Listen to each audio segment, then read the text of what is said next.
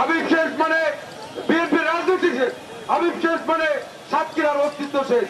যারা এটা চিন্তা করেছিল আজকে তারাই কিন্তু নেই।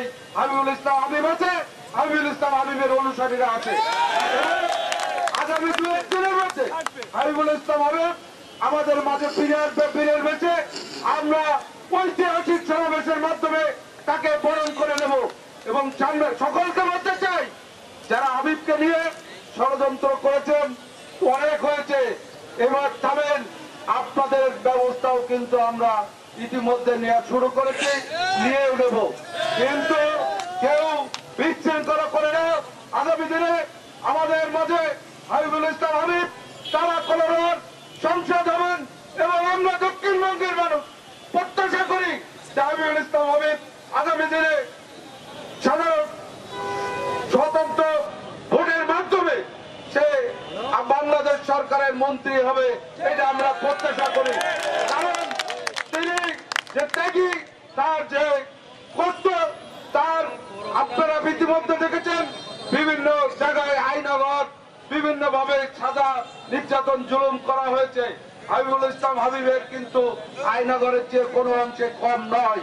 কারণ একটি মানুষ পলিটিক্স ছাড়া, রাজনীতি ছাড়া সে এক মিনিট মুহূর্ত চলতে পারে না।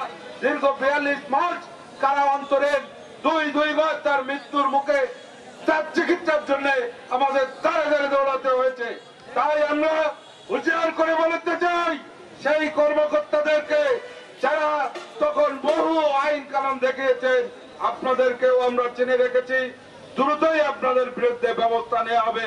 আর একটি কথা, জেলার মামুন এই কুলাঙ্গার তাকে যে নির্যাতন করেছে, এই জেলার মামুনের বিরুদ্ধে আমরা হত্যা মামলা রুজু করব। কারণ আমাদের পূর্ববর্তী বক্তারা বলেছেন যে আমাদের 4 ভাই এই জেলখানায় মৃত্যুবরণ করেছে। তার মধ্যে আমার যুবদলের সাবু ভাই, আমাদের মুরব্বী, তারপরে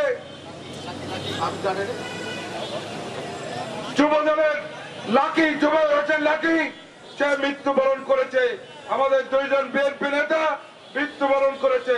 আমরা তার পরিবারের সমবেদনা জানাই এবং এই হত্যা মামলায় মামুনকে আসামি করে আমরা এর বিচার করবো। এই কুলাঙ্গার মামুনকে সকলকে ধন্যবাদ জানিয়ে আমি মিছিলের একটি অনুরোধ করবো।